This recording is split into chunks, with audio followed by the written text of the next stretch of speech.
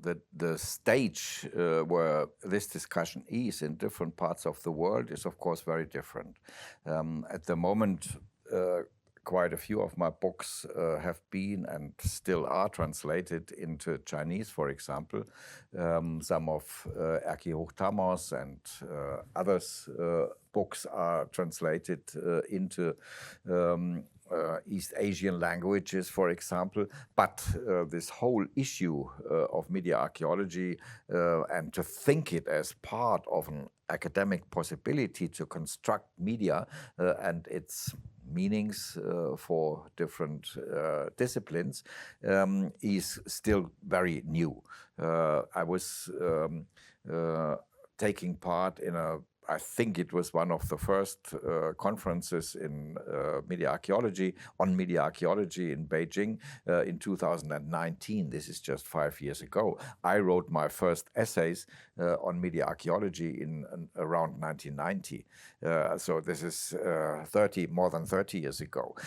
So it's different in different regions of the world. Some parts of the world just start with thinking about this new approach, which is not easy. I realized that in China, because I'm teaching a lot there and lecturing a lot and have a lot of discussions there with the Chinese colleagues. Their idea of communication and media is still very strongly influenced by the United States ideas and concepts of media, especially the so-called social sciences, empirical communication studies, the effectiveness of communication and all that.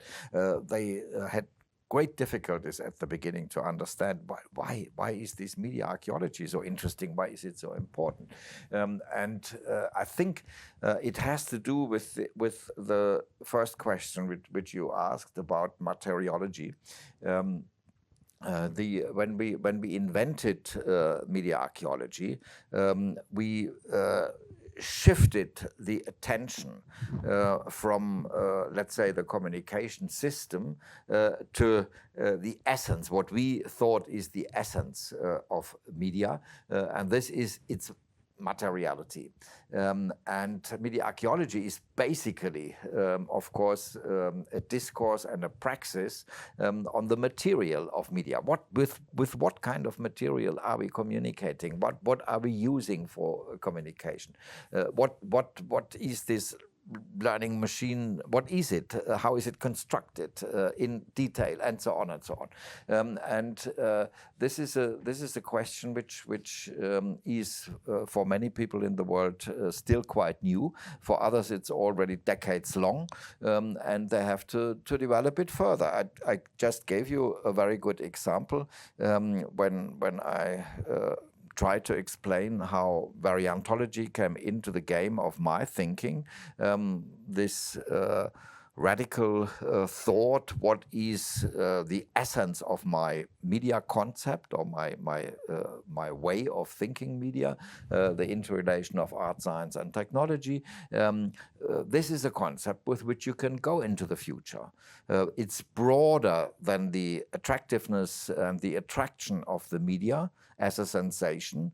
It's much broader, and it has a longer and a stronger historical perspective. I'm very convinced about that. We never will give up to be interested and to discuss this tensional relationships between art, science and technology, but we might lose interest in what we used to call media. Because now media is working everywhere, it's functioning everywhere, it has become part of the system.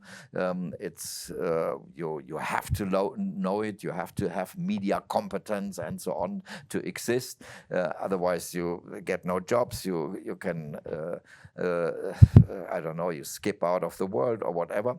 But the interest in art, science and technology will carry on as a very essential interest, and I think from the perspective of artists, this is extremely important, because without having an idea of advanced scientific and technological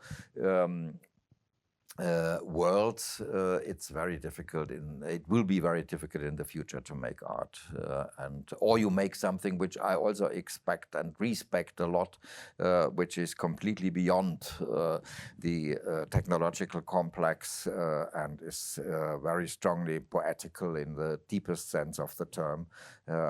Writing poetry, making simple, beautiful music, and dancing and whatever.